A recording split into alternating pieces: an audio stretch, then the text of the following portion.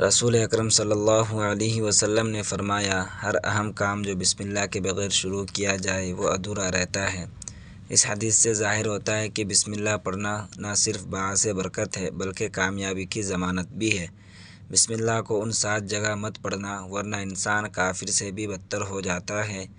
خدا را ایسی غلطیوں سے بچے۔ پہلی جگہ کہ جب انسان بسم اللہ الرحمن الرحیم السلام علیکم ورحمۃ اللہ وبرکاتہ۔ پیارے دوستو، قرآن پاک اللہ تعالیٰ کی عظیم کتاب ہے، یہ برکت والی کتاب ہے۔ اس کی ہر آیت کریمہ مومنوں کے لیے شفا ہے۔ اس کے ایک ایک حرف میں 10 نیکیاں اللہ تعالیٰ نے مقرر فرمائی ہے۔ قرآن کریم دنیا اور آخرت کی پریشانیوں کا علاج ہے۔ قرآن پاک رحمتوں کا خزانہ ہے، لیکن اس عظیم رحمت والے خزانے سے مالا مال ہونا ہو تو پہلے سچے دل سے بسم اللہ الرحمن الرحیم پڑھو، پھر اس خزانے کو کھولو اور زیادہ سے زیادہ اللہ تعالیٰ کی رحمتوں کو حاصل کرو۔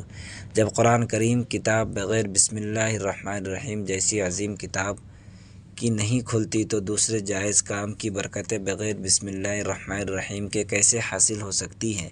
حضرت عثمان بن عفان رضی اللہ تعالی عنہ نے رسول اکرم صلی اللہ علیہ وسلم سے بسم اللہ کی نسبت سوال کیا تو حضور اکرم نور مجسم صلی اللہ علیہ وسلم نے فرمایا، یہ اللہ تعالیٰ کا نام ہے۔ اللہ تعالیٰ کے بڑے ناموں اور اس میں اس قدر نزدیکی ہے جیسے آنکھ کی سیاہی اور سفیدی میں۔ حضرت جابر رضی اللہ تعالیٰ عنہ فرماتے ہیں کہ جب یہ آیت مبارکہ بسم اللہ الرحمن الرحیم اتری، بادل مشرق کی طرف چھٹ گئی، ہوائیں ساکن ہو گئی، سمندر ٹھہر گیا، جانوروں نے کان لگائے، شیاطین پر آسمان سے شعلے گرے اور پروردگار عالم نے اپنی عزت و جلال کی قسم کھا کر فرمایا، جس چیز پر میرا یہ نام لیا جائے گا اس میں ضرور برکت ہوگی۔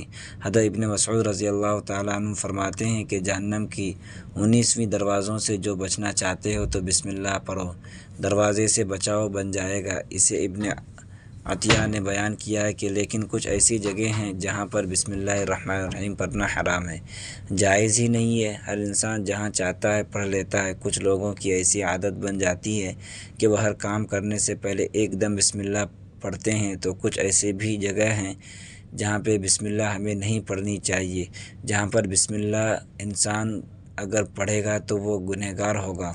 بسم اللہ کا پڑھنا ایسی جگہ پر، ایسی مقامات پر جائز ہی نہیں۔ اب آپ یہ سمجھ لیجئے کہ کن مقامات پر بسم اللہ پڑھنا چاہیے اور کن مقامات پر بسم اللہ نہیں پڑھنی چاہیے۔ محترم ناظرین، آپ نے سنا ہوگا کہ ہر کام شروع کرنے سے پہلے بسم اللہ الرحمن الرحیم پڑھنا چاہیے، کیونکہ بسم اللہ کا معنی ہے اللہ تبارک تاریک و تعالیٰ کے نام سے شروع، جو بڑا مہربان نہایت رحم والا ہے۔ یعنی ہم جو کام شروع کر رہے ہیں وہ اللہ کے نام سے شروع کر رہے ہیں تاکہ اللہ تعالی ہماری اس کام میں برکت عطا فرما دے۔ اور بسم اللہ پڑھنے کے فائدے بھی بہت زیادہ ہوتے ہیں۔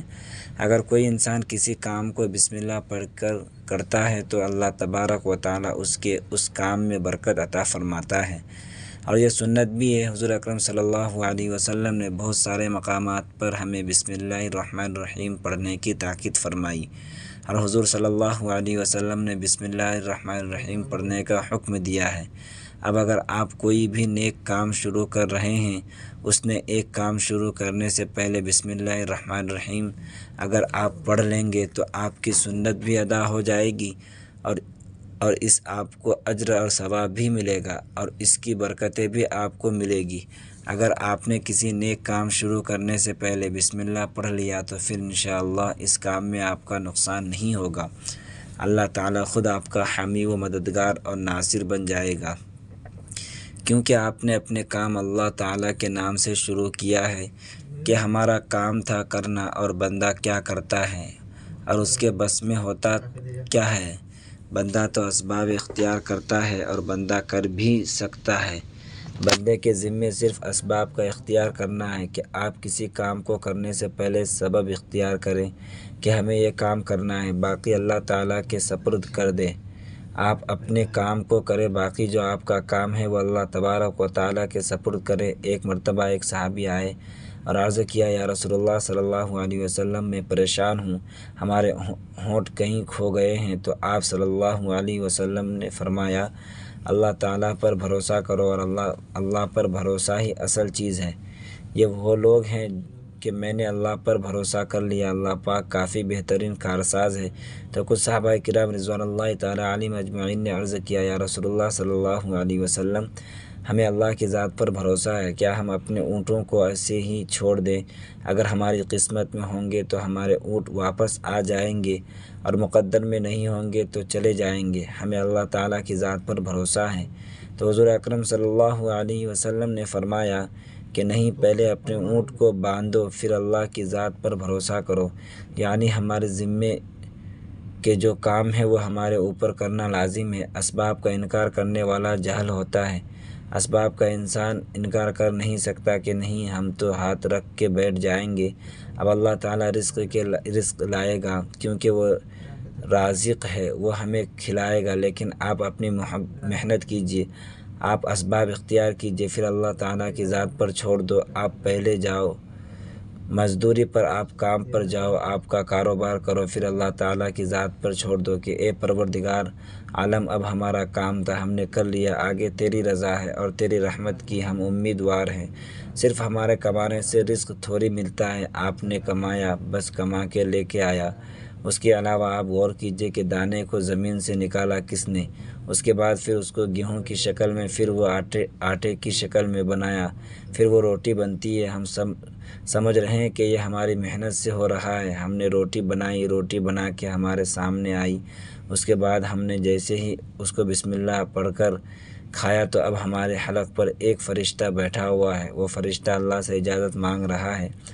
حلق میں ہماری دو نالیاں ہوتی ہے، ایک نالی ہوتی ہے جو سانس کی ہوتی ہے، ایک نالی وہ ہوتی ہے جس سے رزق اندر جاتا ہے، کھانا اندر جاتا ہے۔ یہ وہ دو نالی بالکل برابر ہوتی ہے اور دونوں کا ایک ہی چھید ہوتا ہے، لیکن پھر وہ اندر جا کر الگ ہو جاتی ہے۔ اب یہ سوچ کر دیکھیے کہ فرشتہ یہاں پر بیٹھ کر اللہ تعالیٰ سے پوچھتا ہے، ہمارے ہر لقمے کے مولا، اس لقمے کو زندگی کا سبب بناؤ یا موت کا باعث بنا دوں۔ اب اللہ تعالیٰ کی اگر مرضی ہوتی ہے تو وہ لقمہ زندگی کا سبب بن جاتا ہے، اور اگر اللہ تعالیٰ کی مرضی نہیں ہوتی تو وہ لقمہ موت بن جاتا ہے۔ اگر وہ لقمہ بچائے خوراک والی نالی میں جانے کی، اگر وہ سانس کی نالی میں چلا جائے تو پھر انسان ختم ہو جائے گا۔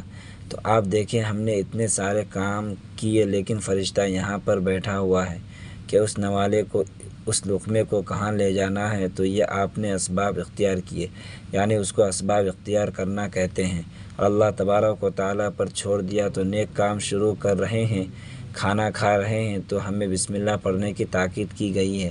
لیکن بہت سارے لوگ ایسے ہوتے ہیں کہ کچھ حرام کام کرتے ہیں، جیسے مثال کے طور پر اگر کوئی انسان جوا کھیل رہا ہے تو اس میں بسم اللہ پڑھنا حرام ہے کہ اللہ کے نام سے شروع، اللہ نے کب کہا تھا کہ آپ جوا کھیلو جا کر، اللہ نے کب کہا تھا کہ آپ شراب بیچو جا کر، اللہ تعالیٰ نے کب کہا تھا کہ آپ جھوٹ فریب مکروہ کرو جا کر، اللہ تعالیٰ نے تو کہا نہیں۔ ایک شخص نے بڑی عالی شان منزل بنوائی اور اس پر لکھا تھا جامن فضل ربی، اور شیطان نیچے بیٹھا رو رہا تھا۔ تو لوگوں نے پوچھا تو کیوں رو رہا ہے؟ تو اس نے کہا کہ دیکھو، میں نے اس سے جھوٹ بلوایا، فراڈ کام کروایا، اس نے بلڈنگ فراڈ کر کے بنوائی اور یہ لکھ رہا ہے کہ میرے رب کا فضل ہے۔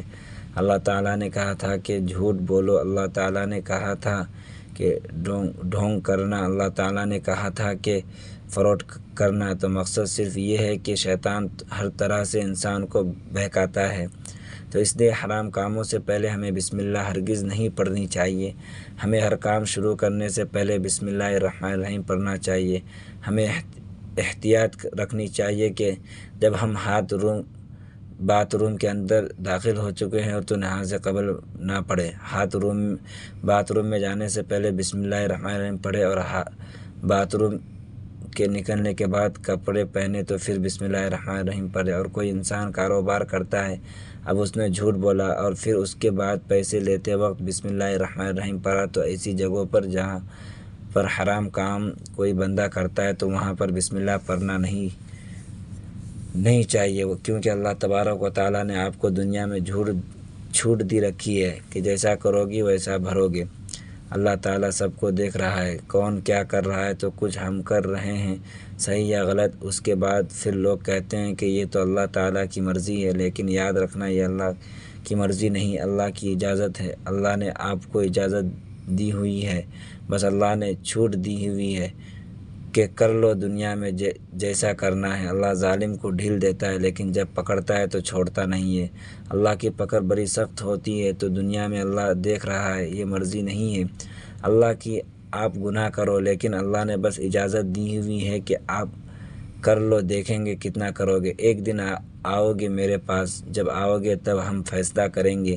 مالک یوم الدین، انصاف کے دن کا حاکم تو اللہ کو سمجھے گا، اور ہمیں یہ سمجھنا چاہیے کہ کون سے کام ہمیں کب کرنا چاہیے، کب نہیں کرنا چاہیے۔ جو سنت رسول صلی اللہ علیہ وسلم پر عمل کریں گے تو اللہ تعالیٰ ہمیں کامیاب کر دے گا، دنیا میں بھی اور آخرت میں بھی انشاءاللہ۔ اللہ پاک ہمیں بہت احترام کرنے کی توفیق عطا فرمائے اور ہمارا خاتمہ ایمان پر فرمائے۔ ہمیں ہر کام اللہ کے نام سے شروع کرنا چاہیے، لیکن کچھ حدود اور آداب کو بھی مد نظر رکھنا چاہیے تاکہ اللہ تعالیٰ کی رحمتوں کا مستحق بن سکے۔ لہٰذا ہر مسلمان کو چاہیے کہ اپنے دن و رات کے ہر کام کو بسم اللہ سے شروع کرے تاکہ وہ دنیا و آخرت میں کامیاب اور سرخرو ہو۔ اللہ ہمیں صحیح عمل کی توفیق عطا فرمائے، آمین ثم آمین۔ جزاک اللہ خیرا کثیرا۔ اللہ حافظ۔